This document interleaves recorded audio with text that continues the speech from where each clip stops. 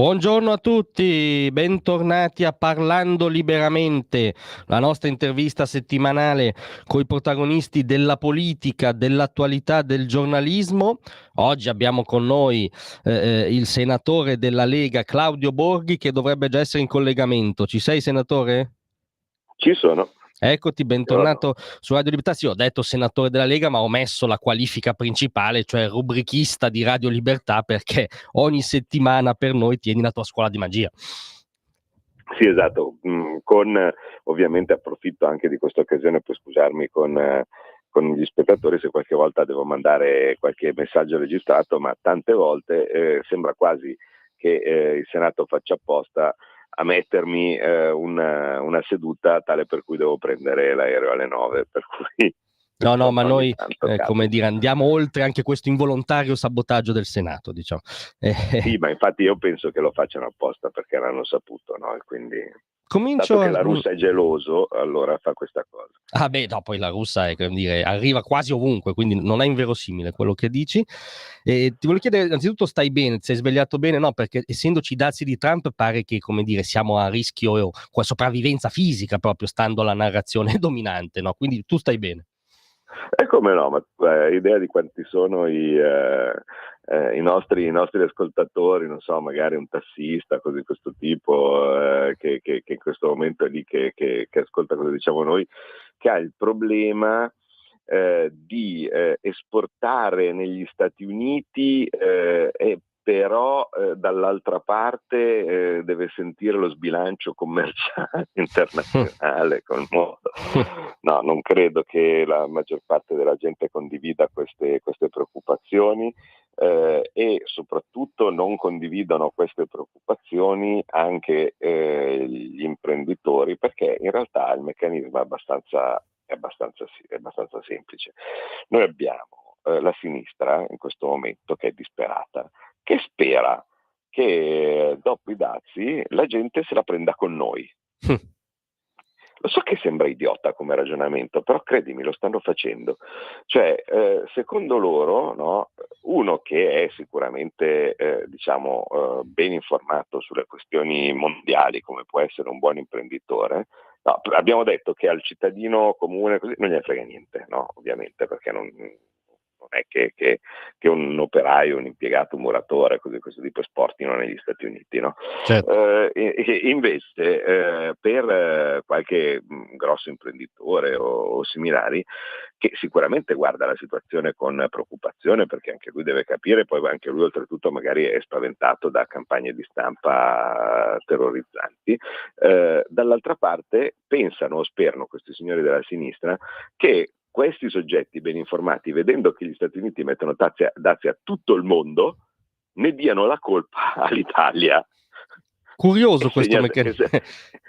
e segnatamente a noi, no? Cioè, nel senso, guarda, c'è Trump che mette i dazi a tutto il mondo, è colpa di Salvini. Lo so che è il sogno di tutti questi babbei, no? Dell'informazione, ma la gente non è cretina. Cioè, anzi, noi stiamo cercando di suggerire una via d'uscita, noi stiamo cercando di suggerire quello che è una sfida e un'opportunità.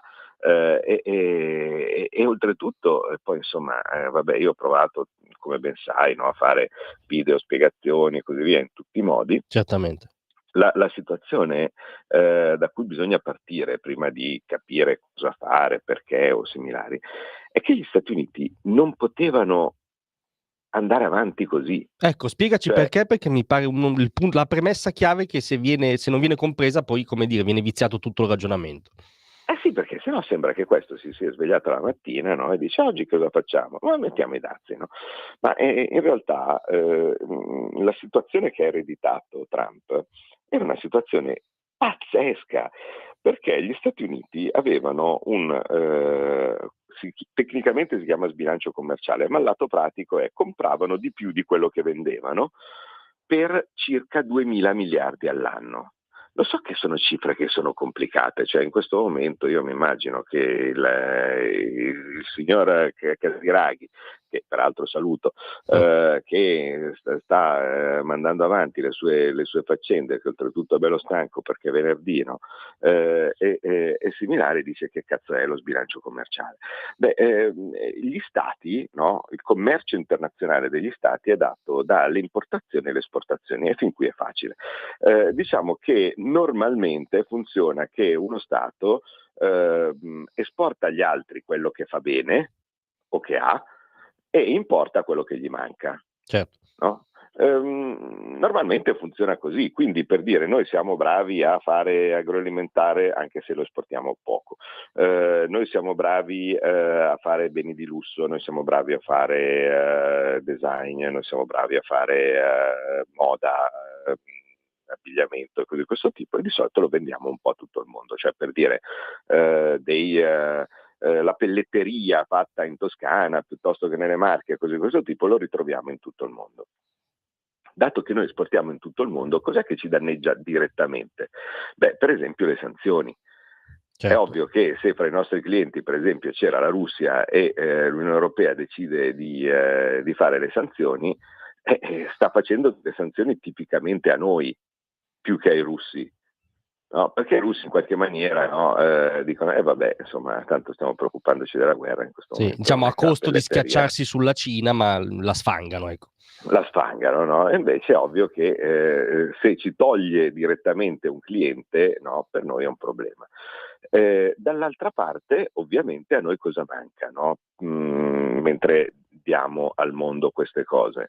A noi manca, per esempio, tipicamente l'energia, il petrolio, il gas, no? E così via. E quindi io ho detto della Russia perché era un sistema di scambi abbastanza virtuoso, ma con gli Stati Uniti non è troppo diverso. Al lato pratico noi compriamo da loro gas, petrolio, materie prime, no? E così via, che sono quelle che ci mancano, e gli diamo in cambio invece prodotti finiti e quelle cose di cui abbiamo detto prima, quindi l'agroalimentare, i nostri prodotti d'eccellenza.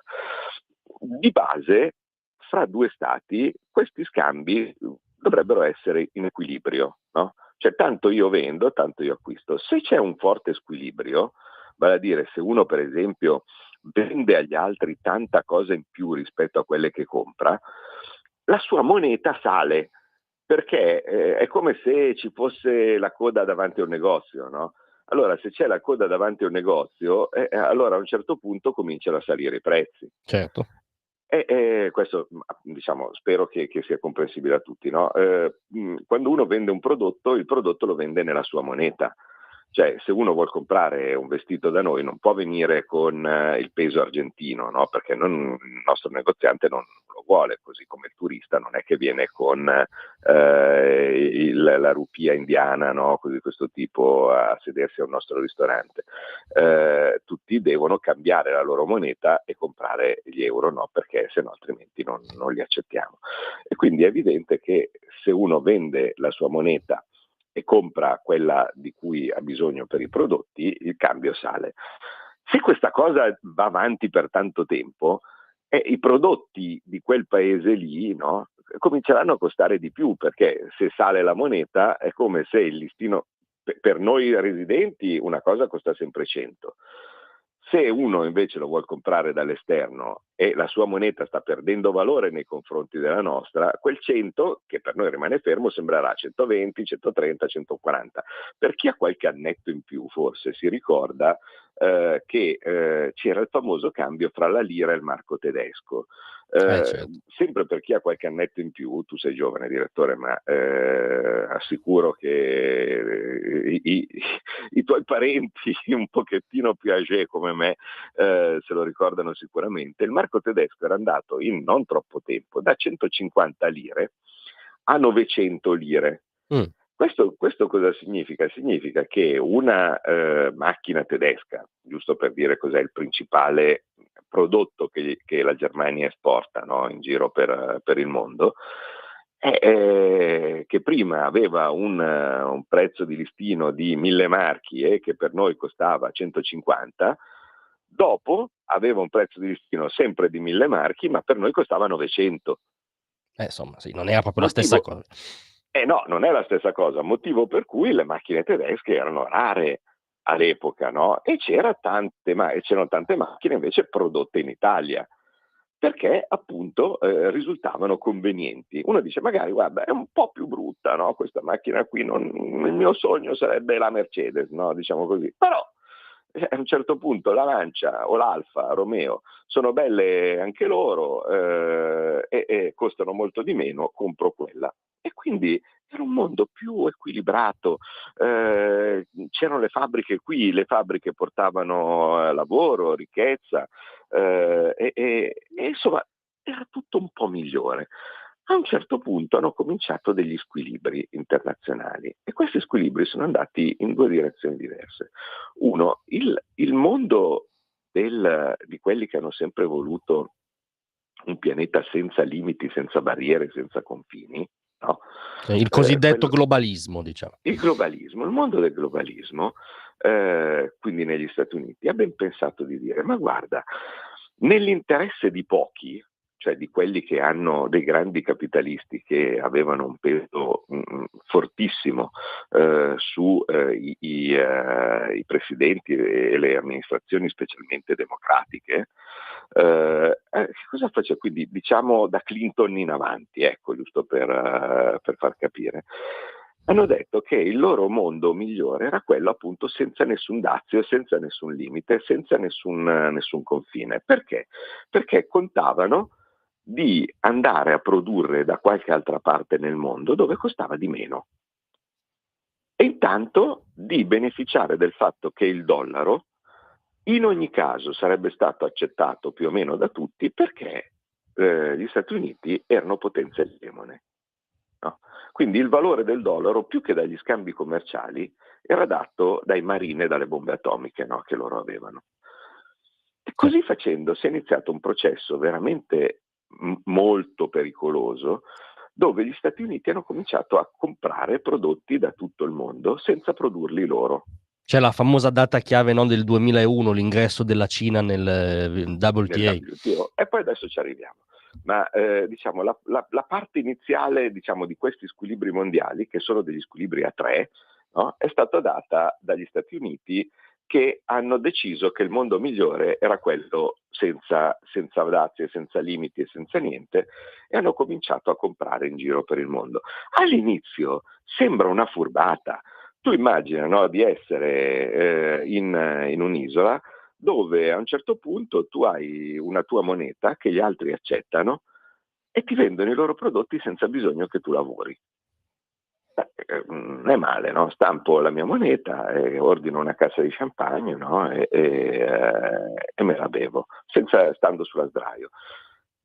Piccolo problema però di questa cosa, che poi porterà a degli squilibri terrificanti, è che il lavoro, quindi l'ultima delle cose che preoccupavano questi capitalisti che pensavano di risolvere il mondo in questo modo, o quantomeno i loro affari, e il lavoro si sposta dove le cose vengono prodotte. Cioè è stata la scissione dalla produzione reale, diciamo. Sì, cioè nel senso, se io sono seduto e utilizzo il vantaggio, no, di essere potenza egemone per comprare prodotti da tutto il mondo, un prodotto fatto in Francia ha la caratteristica di essere fatto in Francia, no? Non negli Stati Uniti. E quindi alla fine tu avrai che ci sono una società che è quella che si è creata adesso negli Stati Uniti, con pochissimi ricchissimi, internazionalissimi, globalissimi, che vivono nelle grandi città, negli attici di Manhattan, a Los Angeles e cose di questo tipo, per cui questo è il migliore dei mondi possibili. Però ci sono enormi fasce della popolazione, specialmente quelli dell'America rurale, quelli dell'America centrale e così via, che si trovano con le fabbriche, con i posti di lavoro soliti con cui erano soliti avere a che fare, che chiudono tutti uno dopo l'altro. La famosa Rust Belt, no? Cioè da proprio l'idea, cioè vale a dire un'area dove c'erano le fabbriche e adesso arrugginisce tutto, no? Il libro di Vance, l'attuale vicepresidente, che suggerisco a tutti, si chiama Elegia americana, spiega cos'è la realtà di questi bianchi poveri, perché tutti sempre, no, hanno il problema della periferia urbana nera, no, come se fosse solo quello. Invece negli Stati Uniti ci sono milioni di famiglie che si chiamano gli hillbillies, no? Cioè quelli delle colline, i montanari, i rozzi e così via, no? Ma in realtà sono semplicemente famiglie che erano immigrati lì ai tempi, magari dall'Irlanda, magari da altri stati europei per seguire il sogno americano, che dopo una fase di crescita e di insomma, prosperità, hanno cominciato a star male. Hanno cominciato a star male e appunto Vance vi racconta la sua storia di una famiglia che ha subito e continua a subire i morsi della delocalizzazione, del fatto che non c'è lavoro, che si va avanti con i sussidi, con genitori alcolizzati, drogati, no? E così via. E in un contesto del genere lui è riuscito, tirando fuori le palle, a prendere la laurea nell'università più prestigiosa degli Stati Uniti in legge, cioè vale a dire a Yale, e oltretutto adesso diventare vicepresidente. Certo. È una sorta di diagnosi letteraria del trumpismo ante litteram, diciamo, delle leggi americane. Esatto, perché la gente si domanda: ma perché questi? Di solito, alla luce, una cosa che veramente è incredibile, che questi ricconi, no? Io ho parlato nei giorni prima delle elezioni, ero andato negli Stati Uniti, no, per vedere come stava andando. A me piace essere dove si fa la storia. E questi ricconi di New York, no, e così via, non la capiscono questa cosa. No, anzi, li chiamano white trash a volte, quelli come Vance, diciamo. Sì, esatto. No, ma non veramente negli attici di Manhattan non si comprende. Uno dice: ma perché? No? Nel senso, ma che problema hanno? Perché non li vedono, non lo vedono questo disagio. Quando si domandano: ma perché la gente vuole votare Trump? Questo è un mondo migliore possibile. Sì, Ciccio, ma il mondo migliore possibile è per te. Evidentemente tutti gli altri, e basta vedere una mappa degli Stati Uniti per vedere che al di fuori delle grandi città e dei centri delle grandi città, tutti gli altri hanno votato Trump. Evidentemente questo sistema a loro non andava bene. E Trump, quindi cosa succede? Lui ha una missione per conto dei suoi elettori, e la missione per conto dei suoi elettori è riportare il lavoro in casa. Riportare il lavoro negli Stati Uniti. Approfondiamo, non poteva far altro. Scusami Claudio, solo perché abbiamo un mini spot di 30 secondi e poi approfondiamo la missione di Trump e la nostra eventuale contromissione.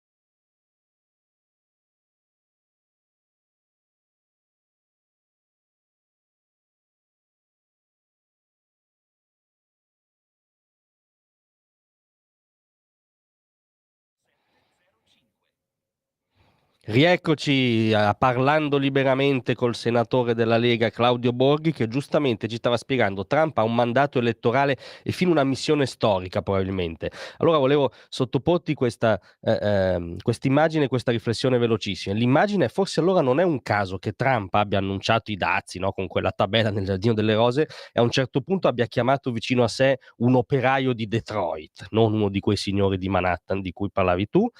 Dall'altro lato ho letto una riflessione di Edward Luttwak, che non è esattamente l'ultimissimo arrivato, no? Ed è tendenzialmente abbastanza informato sulle politiche che si muovono attorno alla Casa Bianca, il quale dice: Trump ha la missione di reindustrializzare l'America ed è disposto a pagare parzialmente qualcosa in termini di crescita generale all'inizio, perché sullo sfondo ha questa missione. È questo il quadro, e quindi come si regolerà da qui in avanti secondo te, come dobbiamo regolarci noi? Ma certo che sì, vedi, è una diretta conseguenza di un mandato elettorale. Cioè i suoi elettori gli hanno detto che lui doveva fare di tutto per invertire questa tendenza e riportare il lavoro negli Stati Uniti. È ovvio che la prima cosa che ti viene in mente per riportare il lavoro negli Stati Uniti Ma in generale, cioè nel senso mi verrebbe da dire che qualsiasi governante arriva e si trova in una situazione del genere, sa che non è possibile andare avanti a lungo con un sistema così squilibrato, dove gli Stati Uniti comprano per 2000 miliardi in più rispetto a quello che vendono gli altri, perché praticamente tu stai accumulando debiti nei confronti dell'estero. Perché Certo, è ovvio che ogni bene che tu acquisti all'estero significa che sono soldi americani che se ne vanno all'estero e quindi sono dei crediti che gli altri hanno nei tuoi confronti. Capite che questa roba qua non può andare avanti, no? Cioè, a un certo punto, ma non so neanche come dire, cioè, ci sono delle situazioni abbastanza rare, no? Dove c'è qualcuno che campa su la generosità o l'ignavia di qualcun altro, no? Magari mi vengono in mente personaggi che magari trovano il pollo da spennare, no? L'ereditiero, così questo tipo, no? E certo, finché trovi l'ereditiero che ogni sera arriva e si spende parte della sua eredità nel tuo negozio, certo. questo per te è un momento molto positivo, ma non puoi pensare che questa cosa vada avanti per sempre, perché prima o poi anche l'ereditiero finisce i soldi, no? Non so come dire. È una... Quindi certo. bisogna essere pronti e qui arriviamo a cosa dobbiamo fare noi per essere pronti quando, virgolette, l'ereditiero americano a un certo punto si mette a fare quello che normalmente era. Proprio questione velocissima. I dazi delle cose che può fare per riequilibrare la situazione sono forse meno pericolosi. Lui pensa, perché le cose che può fare sono solo tre. Vale a Sì, dire, se tu prendi gli Stati Uniti e fai finta che siano un'azienda, no? E la dai in mano a un manager, qualsiasi tipo di manager, anche il più scalcagnato, sa che può utilizzare tre leve soltanto per rimettere, diciamo, la barca in rotta. Il primo sono i dazi, e va bene, ne abbiamo parlato. Il secondo è svalutare il dollaro. certo. Ma io spero che qualcuno capisca, anche se sono disabituati a ragionare con le monete, che svalutare il dollaro è uguale a un dazio, no? Perché è ovvio che se il dollaro vale di meno, molto semplicemente, dato che gli stipendi degli americani sono espressi in dollari, qualsiasi prodotto espresso in un'altra moneta, quindi per esempio in euro, costerà di più. Chiaro. Quindi è esattamente come se fosse un dazio. E l'altra è l'austerità. No, cura tipo Monti, Sì. anche noi c'è stato un momento dove eravamo in forte deficit, no, commerciale, e allora da noi cosa hanno ben pensato? Guarda, non puoi svalutare perché abbiamo l'euro, e quindi sai cosa facciamo? I dazi non li potevamo mettere perché eravamo in unione doganale, allora sai cosa facevamo? Prendi e affama la Cioè, popolazione, legge Fornero, IMU sulla prima casa, no? Insomma tutto l'armamentario diciamo Monti. che è poco nella cultura americana questa Non opzione. è esattamente nella cultura americana, ma in parte un po' sta facendo anche questo, cioè si pensi alle iniziative del Doge, no? Quindi il Dipartimento di Musk che dice che bisogna tagliare le spese. Certo. Sai, è evidente che se io licenzio 100.000 persone, queste 100.000 persone non avranno tanto da andare a comprare un vestito di marca italiano, no? E così di questo tipo, avranno in quel momento altri problemi. Diciamo, sono tutte questioni che a noi fanno più male dei dazi, perché sia l'affamamento della popolazione sia la svalutazione impattano non solo i prodotti, ma per esempio anche il turismo. Viceversa, no, se io metto dei dazi su un'automobile, no, tanto per dirne una, il turista americano che viene qua da noi non è impattato. Chiaro. No? Per cui insomma sono tutte cose che noi dobbiamo guardare con una certa quale attenzione, perché appunto le alternative potrebbero essere peggio del male, però diciamo che in ogni caso qualcosa deve fare. Allora, cosa abbiamo? Noi abbiamo due altre fonti di squilibrio, no, per il mondo, che sono la Cina, che da quando è entrata nel WTO è come dire faccia entrare una faina nel pollaio, no?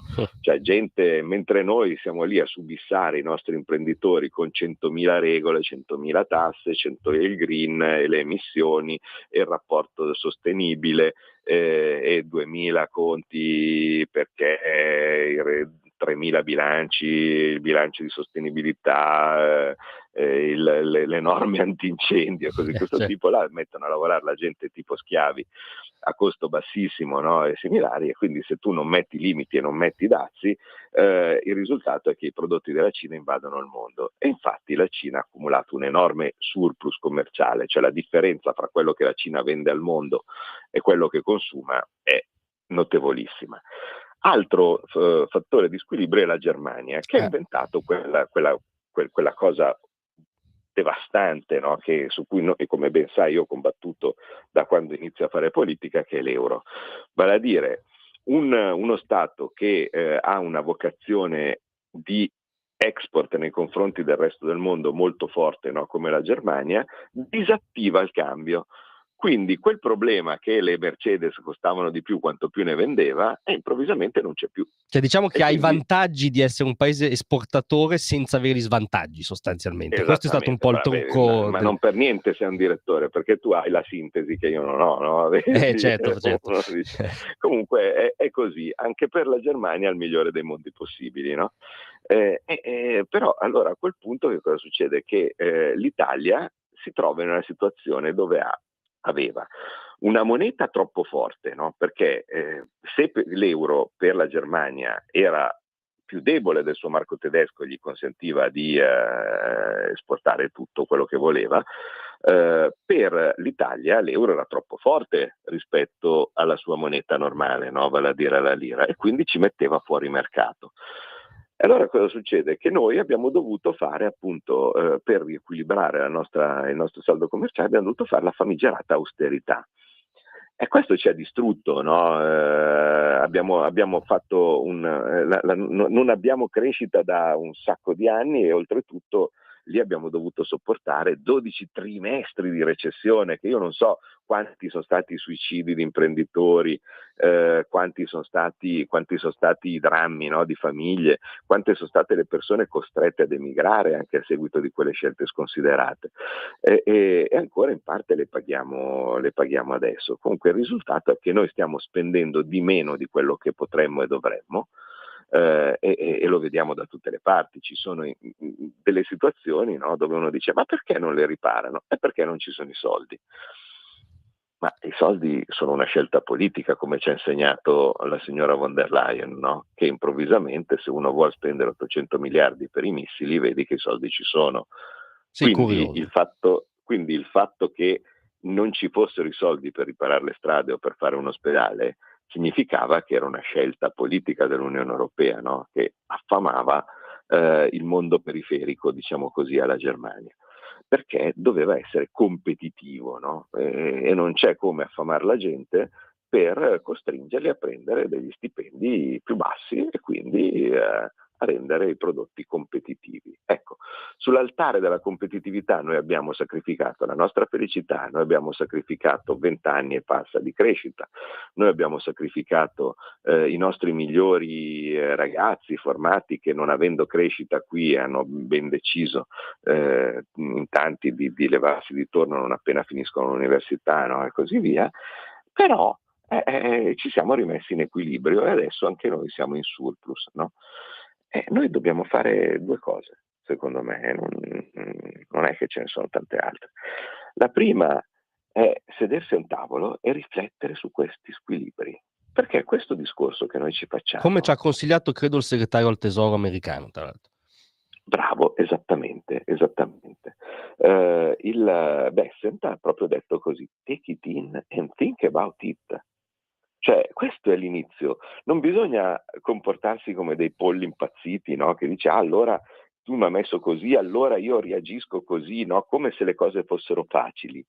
Le cose non sono facili. Prima bisogna capire le ragioni del perché queste cose succedono. Fare un discorso come quello che stiamo facendo noi, e che è impossibile fare in televisione, come ben lo sapete, perché dopo 4 parole che io avessi detto su questo argomento avrei avuto il conduttore che mi faceva segno di stringere, no? Perché il tempo televisivo dice che devi farlo in 30 secondi, e al 31esimo secondo ci sarebbe stata qualche grido starnazzante da parte dell'altri ospiti, no? Che dicevano no, non è possibile, colpa di Salvini, no? e similari, quindi è impossibile fare un ragionamento. Sì, poi devo dire che anche per esperienza la regola dei 30 secondi è particolarmente stringente con alcuni, non con tutti. Certo, questa è una parentesi.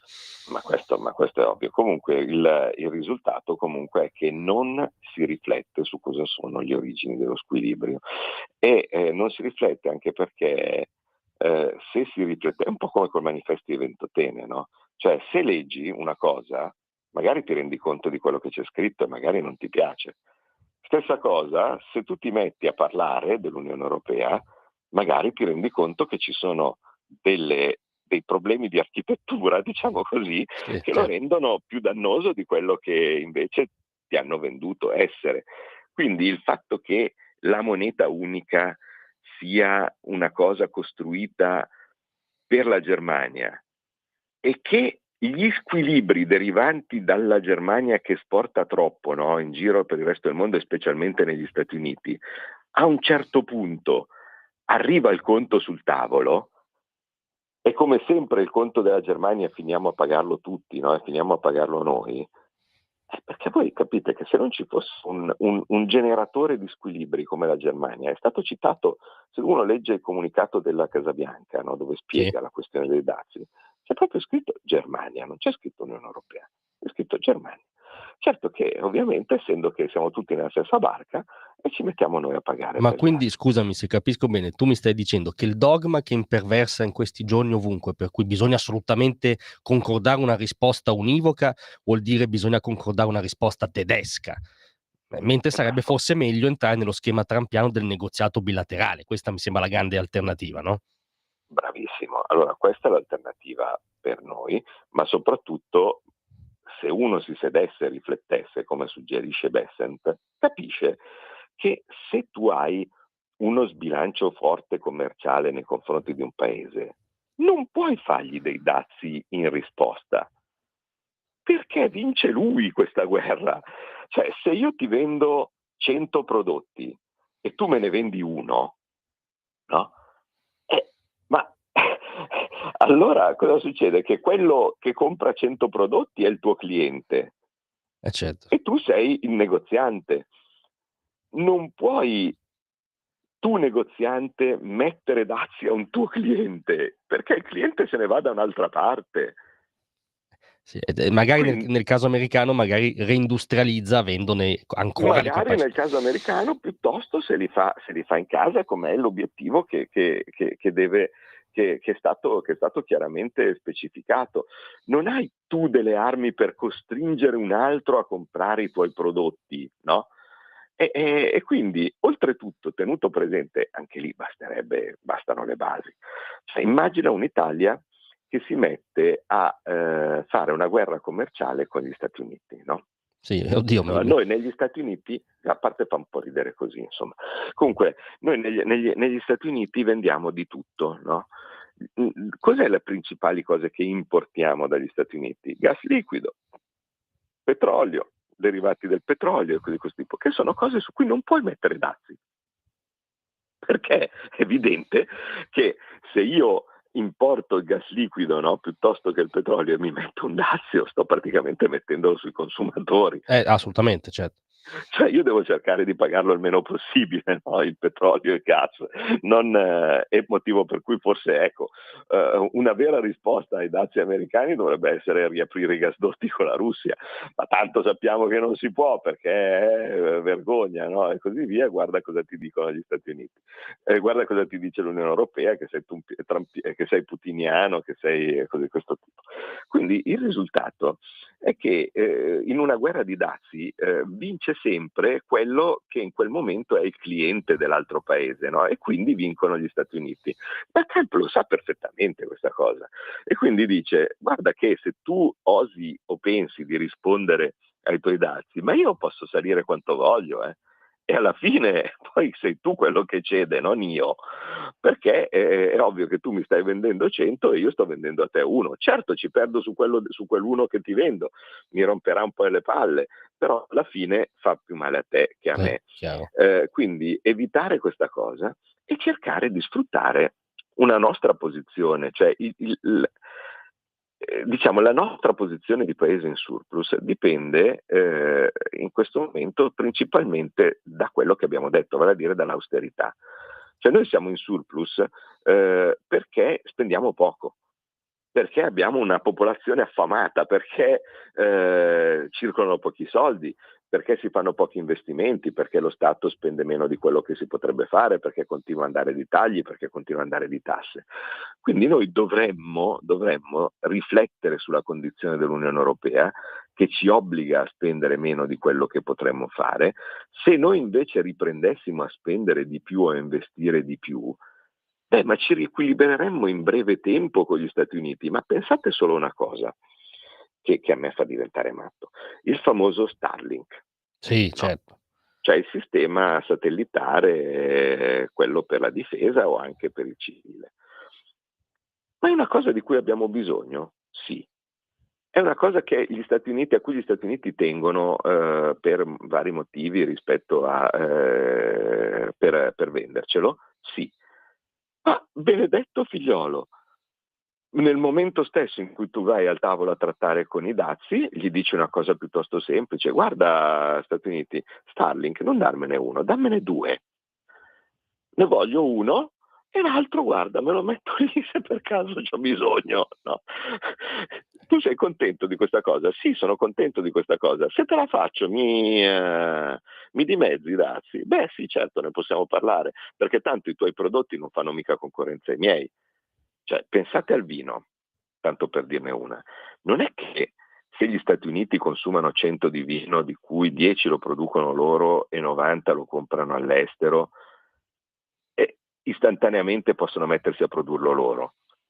No, Cioè, dubito che facciano il nebbiolo delle Langhe. no, ma innanzitutto non lo fanno, ma soprattutto se anche volessero pensare di farlo, quanto tempo ci vuole per mettere su un vitigno e un'industria vinicola? Cioè, ci vogliono decine d'anni partendo da zero. Non è che il giorno dopo che ci sono i dazi io metto un seme, no, e la vigna istantaneamente viene fuori, viene fuori pronta, poi io lo prendo, lo metto in invecchiamento, invece di tenerlo in invecchiamento per 10 anni te lo do al volo, no? E così, tipo, non funziona così. Quindi i nostri vini non sono un fattore di concorrenza per gli Stati Uniti. I nostri abiti di lusso, no? E così via, non sono più di tanto in concorrenza con gli Stati Uniti, no? Le nostre cose di pelle sono tutte questioni, e il nostro turismo. E tra l'altro invece il sistema Starlink sarebbe una questione di interesse nazionale dal mio punto di Tra vista. Insomma, l'altro, quindi noi in un tavolo delle trattative, secondo me, una cosa del genere si chiude in 12 secondi. Dice: noi abbiamo bisogno di cose che fate voi, sì, possiamo aumentare il numero delle cose che fate voi che vi compriamo? Sì. Dall'altra parte i nostri prodotti non danneggiano la vostra industria, perché l'olio d'oliva italiano non credo che danneggi l'industria americana della Rust Belt di Detroit. Dice no, basta, chiuso l'accordo. ma per perseguire questa via, secondo te bisognerà a un certo punto, gioco forza, entrare in frizione con l'Unione Europea barra tedesca? O ci sono margini, come dire, di manovra? Certo, l'Unione Europea considera questa cosa come la criptonite, no? Certo. Perché è evidente che nel momento stesso in cui gli Stati Uniti mettono un dazio diversificato a un paese rispetto a un altro, è finita l'Unione Europea, no? E in questo momento, non so se notate, viene passato in estremo sotto silenzio il fatto che la Gran Bretagna, che è uscita dall'Unione Europea, abbia dei dazi che sono a metà di quelli dell'Unione Europea. Assolutamente. Tra l'altro Starmer, che è laburista, non sospettabile di simpatie ideologiche per Trump, ha detto: no, ma io non rispondo coi controdazi, io sono Ma pronto a certo, trattare nell'interesse nazionale. Questo ha detto Starmer. ma certo. E quindi capite che tutta la, scusate, no, mi vengono in mente parole volgari, ma Sdoganiamole via. sciocchezza. No, ma no, diciamo sciocchezza. Tutta la sciocchezza di dire che se noi trattiamo tutti insieme, se noi andiamo come Unione Europea perché siamo grandi e cose di questo tipo, allora abbiamo un peso differente, cade di fronte a tutto questo argomento, no? Cioè l'unico paese che è fuori dall'Unione Europea invece, guarda caso, è trattato meglio rispetto a quegli altri, Anche ma è perché se ovvio. tu mi stai dicendo, correggimi se sbaglio, che il comunicato della Casa Bianca c'è scritto Germania grande a caratteri cubitali, meno Eh, sono accomunato rispetto alla Germania in teoria meglio è.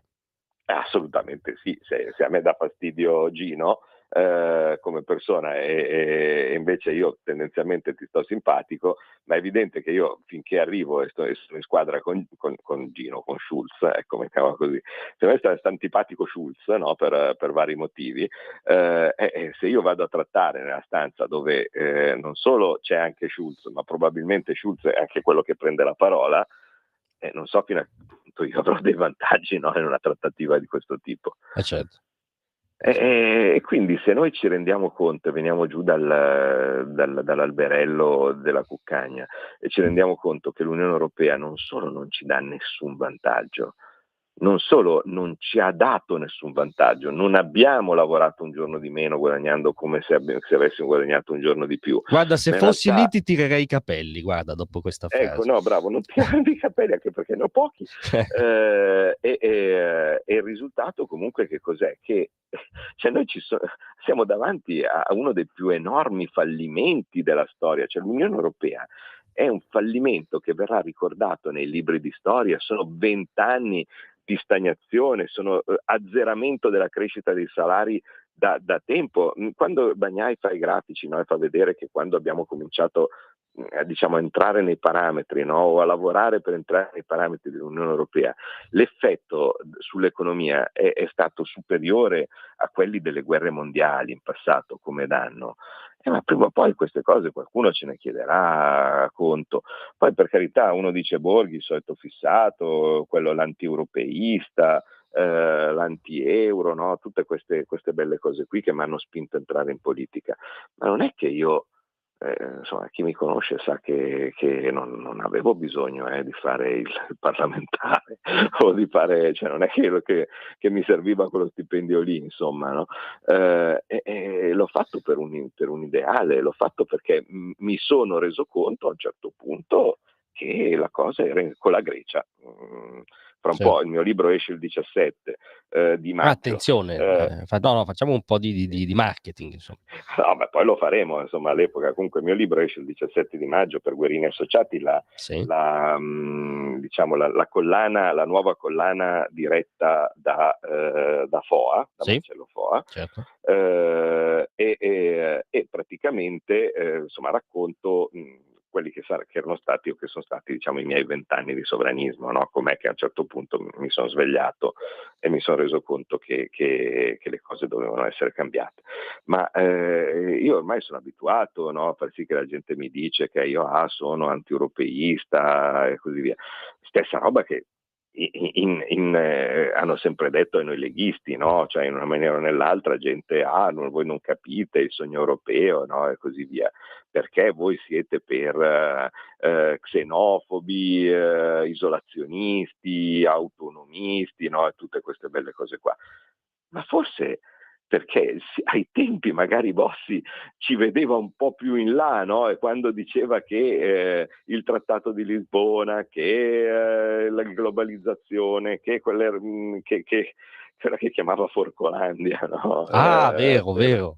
Certo. E così via. Erano questioni di cui prima o poi avremmo pagato il conto. Lui se n'è accorto prima perché era ovviamente un grande uomo di Stato con un istinto e una comprensione incredibile. Io me ne sono accorto dopo, me ne sono accorto con la Grecia, cioè hanno dovuto proprio mettermelo davanti, no? La soluzione e similari. Però se noi ci sediamo veramente a riflettere, a ragionare e a pensare su cosa potrebbe essere il nostro futuro per risolverli alla radice, no? Questo tipo di squilibri, ma noi non saremo mai destinati a avere un qualche tipo di soluzione definitiva a questi problemi. Possiamo metterci delle pezze. Chiaro. Tanto questo tuo Amarcord, visto che domani e dopodomani c'è il congresso della Lega, come dire, dimostra anche una continuità di fondo al netto dei vari, no, gossip politici o politichesi, una continuità di fondo in una prospettiva politica, ecco, che forse è anche una cosa che possiamo consegnare alla prossima 2 giorni, ecco. Ma penso di sì, cioè vale a dire la Lega da quando esiste è un partito che aveva come cifra il contrasto alla globalizzazione. è un partito che aveva come cifra il avvicinare le decisioni e le parti ai territori, no? Invece che demandarli a enti lontani, fuori dal controllo dei cittadini e così via. Insomma, io bene o male, non è un caso per cui uno che veniva da tutt'altro ambito come ero io, no? Perché mai avrei pensato di fare politica attiva, sono venuto in Lega, perché alla fine il DNA era quello, cioè se io volevo, come ripeto, cioè sono entrato in politica per uno scopo, no? Cioè cercare di smontare questa trappola terribile dove mi ero reso conto che ci eravamo andati a infilare, e il partito su cui queste idee risultavano più consonanti era sicuramente la Lega. I 5 Stelle sembravano dare ascolto a queste cose, ma in realtà erano Sì, il diciamo delirio. un sembravano scritto ancora più cubitale di quel Germania, ecco, dal mio punto di Ma vista. assolutamente sì, cioè nel senso, poi alla fine toccati con mano sono rivelati dei pazzi in delirio totale. Forza Italia aveva da qualche parte qualche intuizione di Berlusconi, che bene o male un po', cioè quell'uomo lì le cose le capiva, no? Insomma, sì, Però non era la sua banalissimo. appartenenza al PPE, quindi all'Unione Europea e cose di questo tipo, in realtà poi alla fine è risultata, e sta risultando ancora adesso, superiore come peso rispetto all'interesse nazionale. E quindi in una maniera o nell'altra noi leghisti dobbiamo essere sempre quelli con la caratteristica di dover dire la verità, magari prendendoci inizialmente un po' di fischi, un po' di cose, e dovendo anche subirsi la rottura di balle di vedere delle persone che dopo anni che noi diciamo determinate cose arrivano a dire le stesse cose che noi dicevamo da 10 anni, ma con quella faccia arrogante, Col no? Come dire, sopracciò, senza dismettere il sopracciò, diciamo. Questa è la esatto, così, no? Con quella faccina lì che dice, beh, ma è ovvio che sia così, no? Anche se fino a ieri dicevo il contrario, vedi Draghi, no? Cioè, direi che non c'è chiusura migliore di questo. Noi purtroppo dobbiamo interrompere perché è finito il tempo, ma ti ringrazio molto di essere stato con noi e rimando tutti gli ascoltatori ovviamente a Scuola di Magia ogni settimana. Grazie a te, ciao. A presto. Arrivederci.